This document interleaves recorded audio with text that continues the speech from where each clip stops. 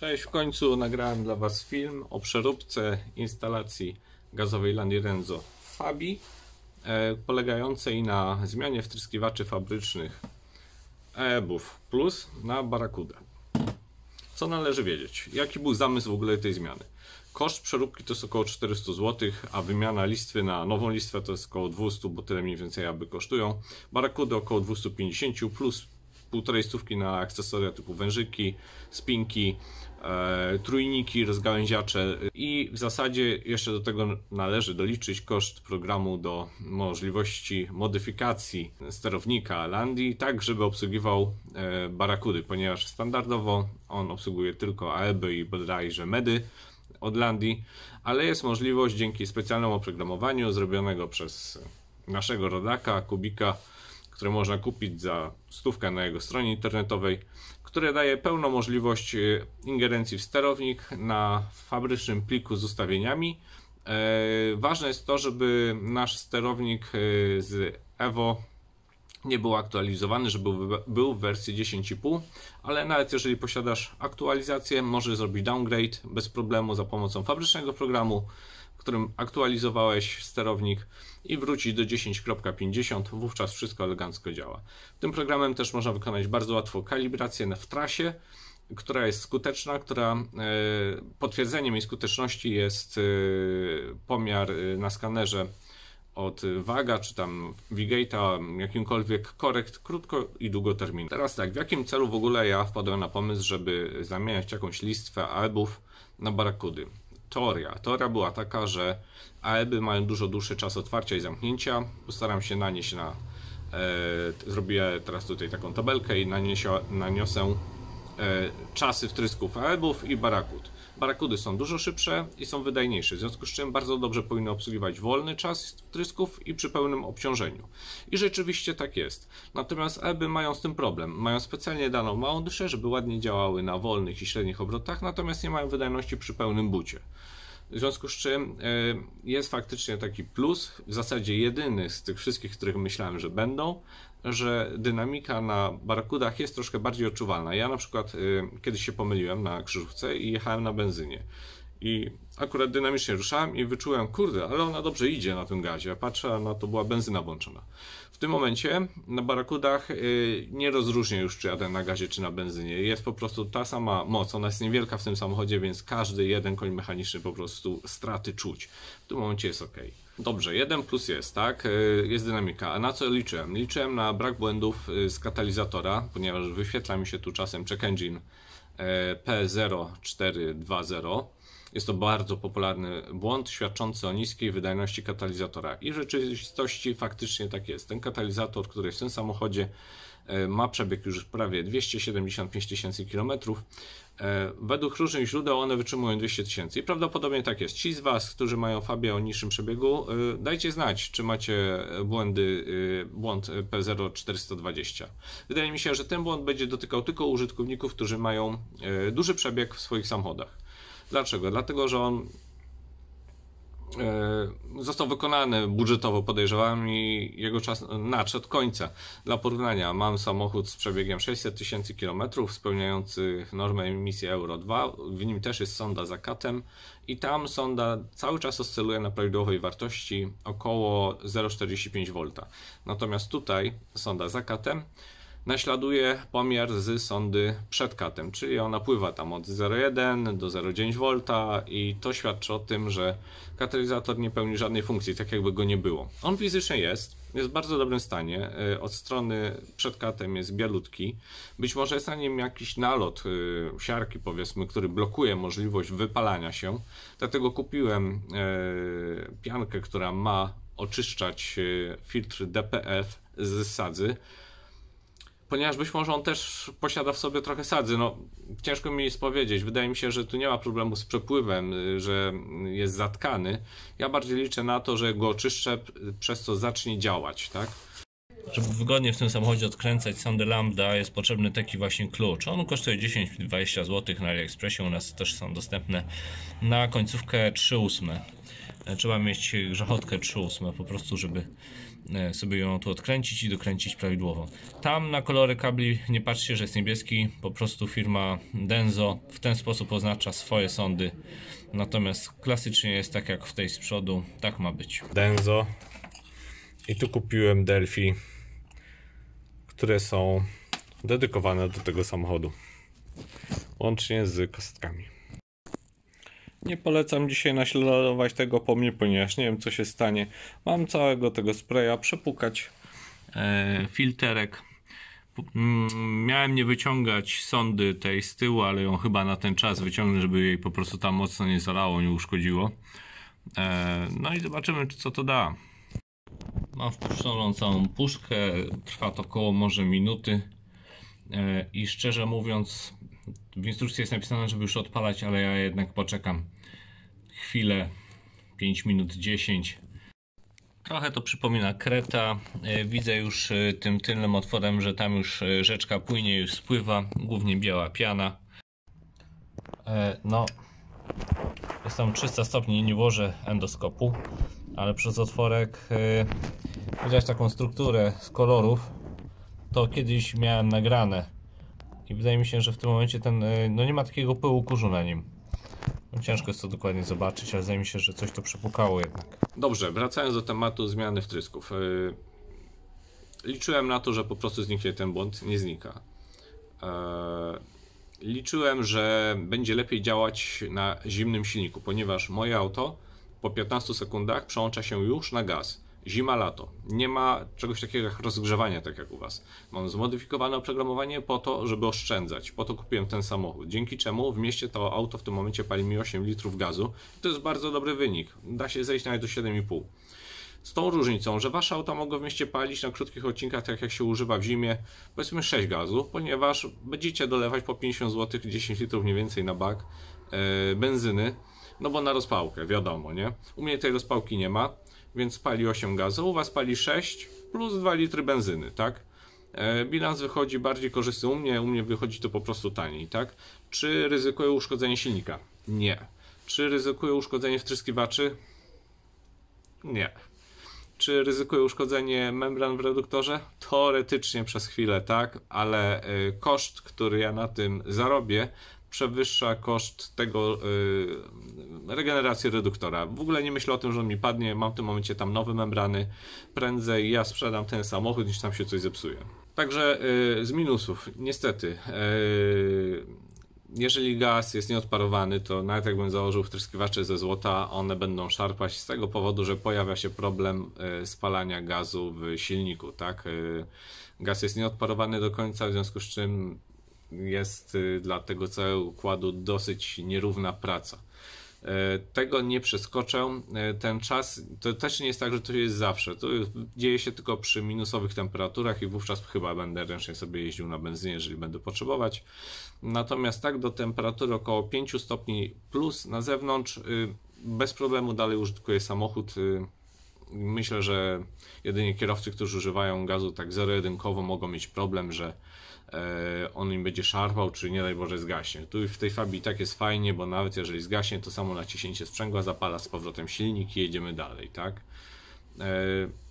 Dobrze, to w tym momencie pokażę, jak wyglądała przeróbka i zrobimy kalibrację i pokażę, jak ustawić program po kolei, gdybyśmy chcieli sami zrobić kalibrację. W trasie, na drodze, nie tylko na postoju, bo autokalibracja to jest ustawianie wyłącznie wolnych obrotów na postoju i to robi 100% warsztatów. 90% z nich samochód już wypuszcza po tym, także instalacje są totalnie nieustawione i jakoś to jeździ. Natomiast dopiero po teście drogowym, po zebraniu map benzyny, przemnożeniu odpowiednio mnożnika i zrobieniu korekty na gazie, dopiero wtedy instalacja jest dobrze ustawiona i to weryfikujemy za pomocą skanera OBD, który pokazuje, jakie są korekty krótko i długoterminowe. Co znaczy krótki i długi termin? Krótki to jest wolne obroty, czas około 3 milisekund, w tym samochodzie nawet 1,7 milisekundy to są wolne obroty. Krótkie terminy, natomiast długie terminy to jest po prostu czas przy pełnym obciążeniu silnika, czas wtrysku. W tym samochodzie na wtryskach baraków w tym momencie mam około 18 milisekund, kiedy benzynowe mają 15. To powinno dążyć do jedności. Nie da się tego w tym samochodzie zrobić z powodu szybkiego czasu wtrysków na wolnych obrotach. Musiałem dać dyszę trochę mniejszą po to, żeby czas na wolnych był niezakłócony. Natomiast zapętlenie następuje powyżej 20 milisekund, także dalej nie mam czego tu się obawiać. Może być tak jak jest. No teraz patrzcie, jak wyszła instalacja na wtryskach Barakud. Według normy są źle zamontowane, ponieważ nie są przypięte w żadnym stałym punkcie. Fabrycznie mieliśmy tutaj blaszki przykręcone do kolektora. Wystarczy odkręcić śruby na Torx, wyciągnąć te blaszki, ponieważ one tutaj zabierają miejsce.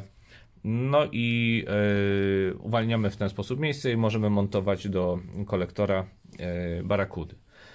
Tutaj są założone trójniki, kątowy, taki na przelotowy i jeszcze jeden przelotowy do węża. Filtry zostają 14, natomiast tutaj mam ściśnięty wąż 14 i do kolektora, tutaj do tych wkrętek, ponieważ one są na 12, jest przykręcony wąż 14.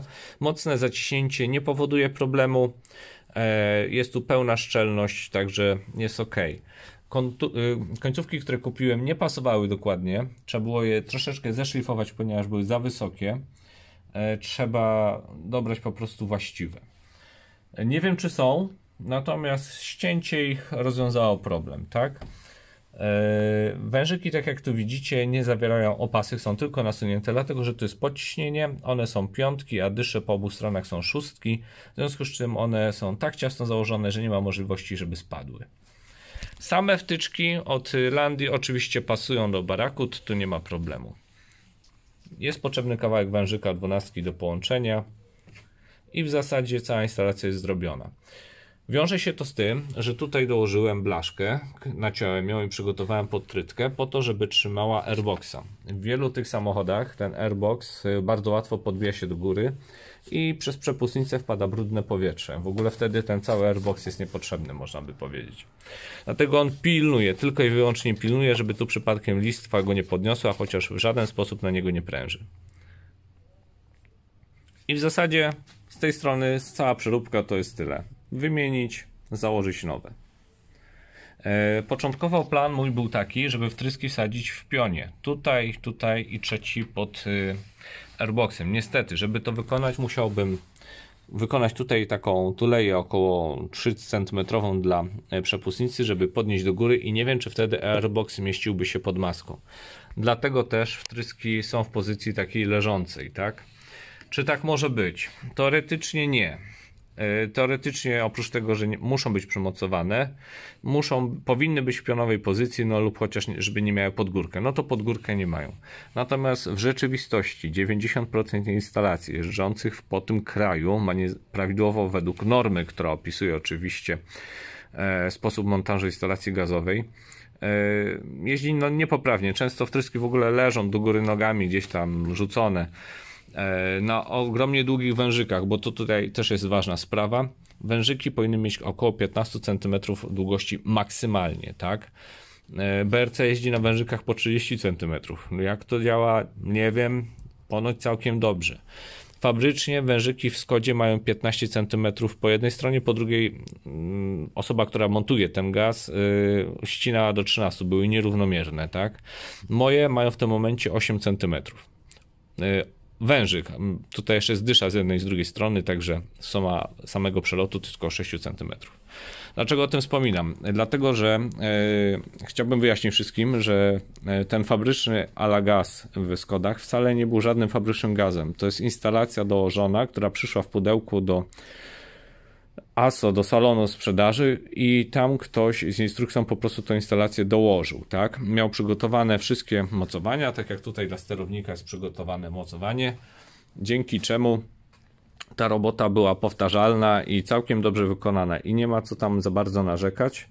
Jeżeli ktoś używa samochodu głównie w trasy, to w wersji, która została w ten sposób zrobiona i powiedzmy nie jeździ szybciej jak 4,5 tysiąca obrotów, bo wtedy przełącza się po prostu instalacja na benzynę, bez problemu będzie sobie ten samochód użytkować z tą instalacją fabryczną tak jak była i serio nie do końca widzę potrzebę wymiany. Natomiast jeżeli chcesz oszczędzać, ponieważ robisz kilometry tam, nie wiem, do pracy po 3-5, gdzie w zimie czy tam w chłodne dni i tak w większości przypadków prawie do pracy dojedziesz na tej benzynie, to ta zmiana jest ok.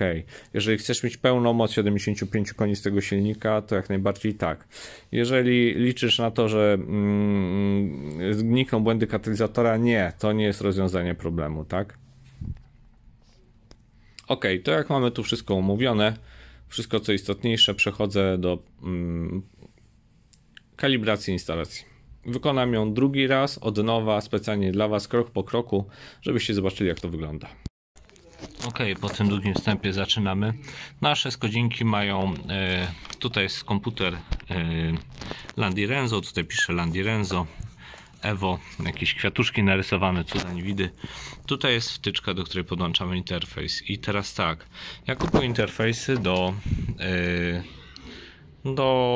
KME AC, czyli do Staga, tak? One są najtańsze, najbardziej popularne.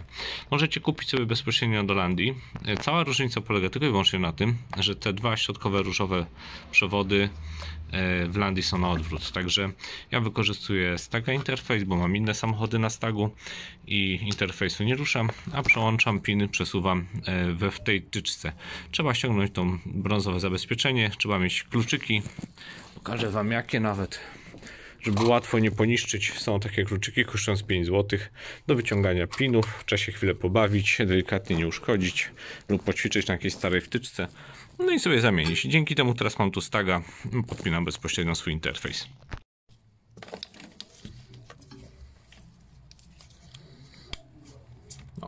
No, cała robota, tak? I jadę z kabelkiem do samochodu. Tu mamy fajne w Skodzie przejście na kablówkę, żeby nie niszczyć kabla, bo maska jest ciasno pasowana z błotnikiem i kabel się zagniata. I lecimy do kabiny. Komputer się uruchamia. Czy ma znaczenie kolejność? Nie ma znaczenia. Zaraz przerzucę Was na ekran i zobaczymy co dalej. Mam włączony zapłon, klikam połącz. Bardzo przepraszam za jakość dźwięku, jest wykorzystywany mikrofon wbudowany w laptopa. No i jestem już, że tak powiem, na gasie. Są pewne rzeczy, które można ustawić tylko na zapłonie. I tak to w przypadku Fabii trójki ma być ustawione. Ma być niski sygnał obrotów, słaby znaczy się tak, monocewka. Tutaj mamy możliwość regulacji gazu, ale tego nie zmieniam, bo mnie to bardzo nie rusza. Tutaj mamy podstawowe ustawienia, których też w zasadzie nie ruszamy.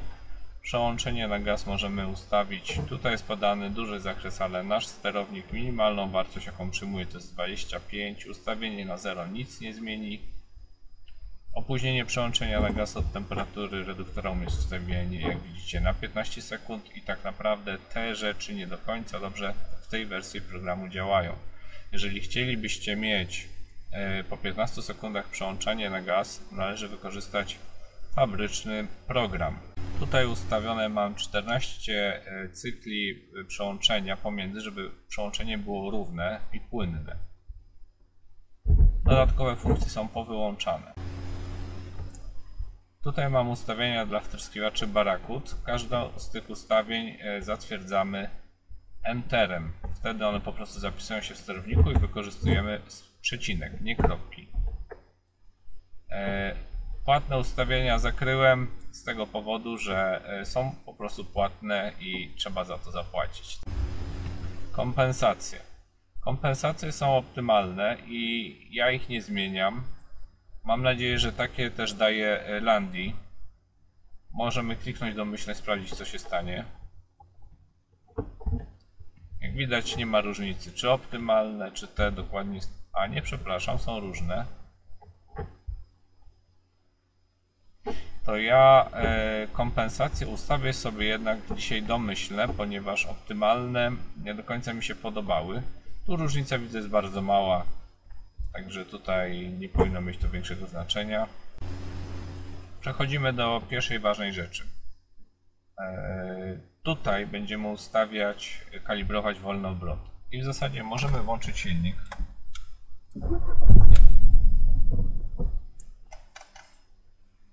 Mam ustawiony na benzynie w tym momencie. Mam odczyt wtrysku i czasu. powinniśmy wyłączyć wszystkie urządzenia, które mamy w samochodzie, jak radio, klimatyzację. Ten czas w tym momencie wynosi 2,5 milisekundy. On w pewnych warunkach spada do 1,5 milisekundy i to jest powód, dla którego dysza w barakudach nie może być bardzo rozwiercona lub robienie testu na zero, bez dyszy, tak, że tak się wyrażę, dlatego że minimalne ciśnienie w tym reduktorze, który jest Fabii, to jest około 1,3 bara. W związku z czym taką optymalną dyszę, jaką znalazłem, to jest 2 mm. Fabryczna malutka jest tak malutka, że daje radę podać tylko gaz na wolnych obrotach, inaczej po prostu się dusi. Dobrze, jak mamy to omówione i wiemy, jaka jest średnica dyszy potrzebna do barakud dla Fabii, możemy przystąpić do kalibracji gazu. W tym momencie korzystam ze standardowych nastawów, nic tu więcej nie zmieniam. Bardzo istotne jest, żeby temperatura reduktora była wyższa niż 30 stopni. W tym momencie mam 63 stopnie reduktor, mogę wpisać sobie to ręcznie, aczkolwiek przy kalibracji i tak mnie poprawi program. Ok, więc startuję tak jakby po prostu z marszu do kalibracji, tak? Widzicie, on sobie tu wpisał 63. Wartość, którą tutaj powinna być wybrana, przedział, zakres czasu wtrysków to jak najbardziej od 1,5 do 22 jest w porządku. 2 milisekundy jest za mało, ponieważ ten czas, tak jak mówiłem, schodzi niżej na krótsze. Tu mamy algorytmy, możemy o nich poczytać. Możecie sobie zatrzymać i poczytać, jeżeli Was to interesuje, już to czytałem. I jedziemy z koksem. W momencie siedzimy w samochodzie i czekamy i patrzymy, co się dzieje, tak? Instalacja, jeżeli jest dobrze dobrana, powinna sama się tutaj, że tak powiem, nastawić, odnaleźć swoje parametry. Czekamy.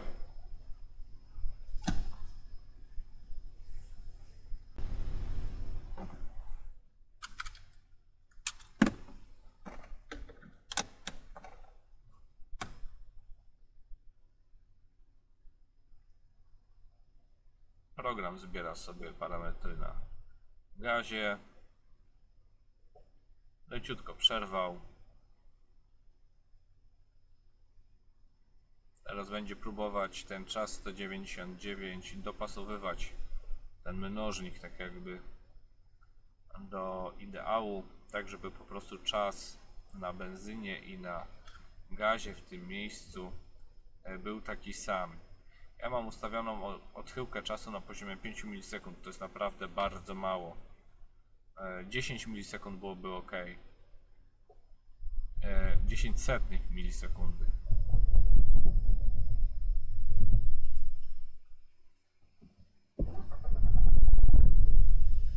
Coś poszło nie tak, silnik zgasł.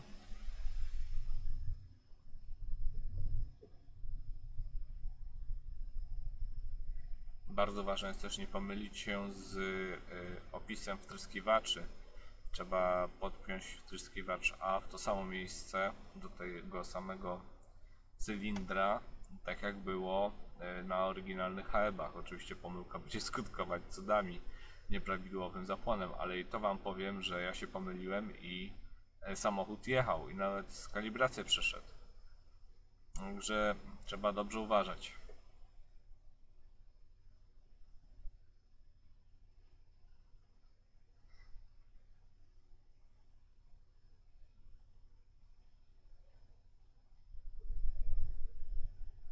No i mamy zebraną mapę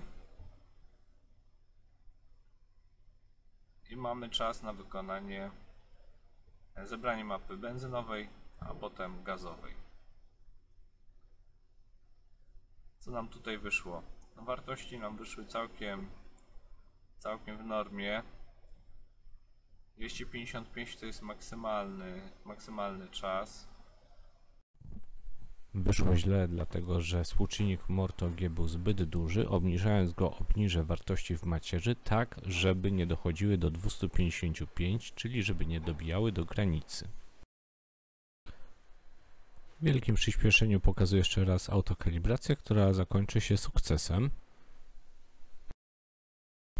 Widać, jak algorytm szuka właściwego czasu benzyny na gazie. Mamy sukces i tak jak widać, wartości w macierzy nie dochodzą do 255, a czasy na benzynie i na gazie są identyczne. Na razie musimy zebrać tutaj całą mapę dla benzyny. Benzyna jest oznaczana czerwonym kolorem i powolutku sobie zbieram mapę. Wykorzystuję szybki algorytm, ponieważ jest szybki, ja nie mam czasu tutaj siedzieć po parę godzin na kalibracji, żeby szczytać bardziej dokładną mapę, tak? Żeby sprowadzić tą mapę do takiego całkowitego zebrania punktów, no potrzebujemy w tym momencie godzinę czasu. Na to po prostu mało który gazownik ma chęci i przy tych wszystkich możliwości, no bo klient musi za to zapłacić, także taka regulacja w serwisie, no to ja się nie dziwię, że to będzie kosztowało ponad 200 zł, tak, za samą roboczą godzinę. Ktoś musi poświęcić czas, sprzęt, wiedzę i umiejętności, żeby to zebrać. Dobra, to Wy sobie oglądacie, ja tu pewnie potem przyspieszę i jadę w trasę zobaczyć, co się będzie działo.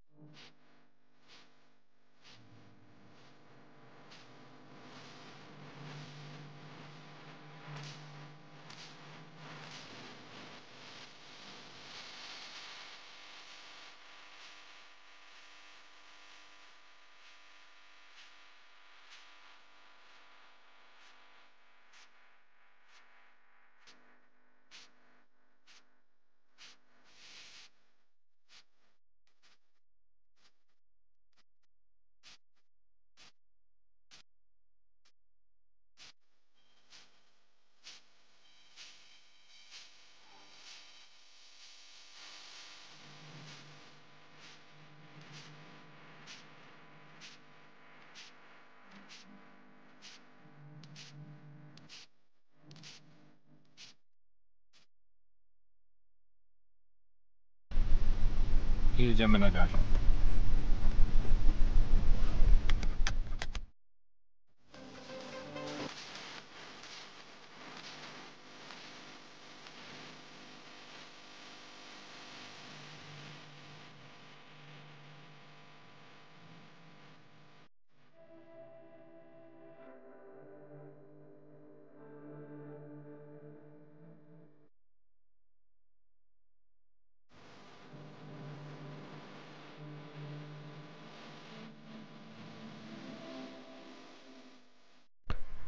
Właśnie podświetlił się napis zatwierdź suwaki. Oznacza to, że możemy w tym momencie przekalkulować zebrane punkty, jednak punkty gazowe zostały zebrane jeszcze według mnie zbyt rzadko, żeby ten algorytm dobrze zadziałał, więc zbieram je w dalszym ciągu. Dopiero jak w każdy blok będzie zebrany, zatwierdzę rekalkulację mnożnika.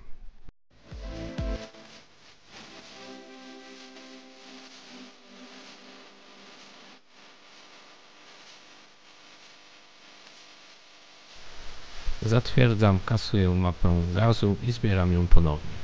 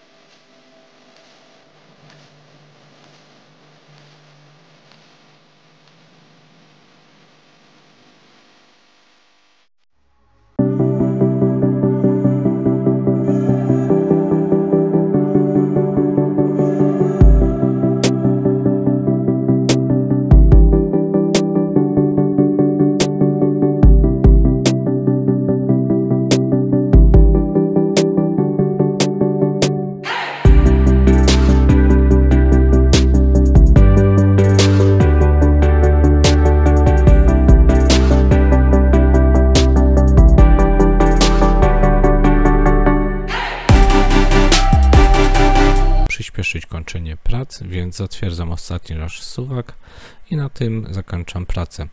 Program podczas rozłączenia chwilę mieli, ponieważ zapisuje mapę benzyny, którą będzie można przywołać, aby przyspieszyć swoją pracę przy następnym uruchomieniu programu poprzez to, co widzimy z prawej strony, wczytaj B. Dzięki temu my jesteśmy szybsi o zbieranie mapy benzynowej, bo traktujemy ją, że ona jest identyczna. Pozostaje nam sprawdzić na skanerze OBD D2, jakie wyszły korekty. Już patrzymy. Podczas normalnej, płynnej jazdy, czy też stania na postoju, korekty nie wychylają się za bardzo, także udało się prawidłowo skalibrować instalację gazową.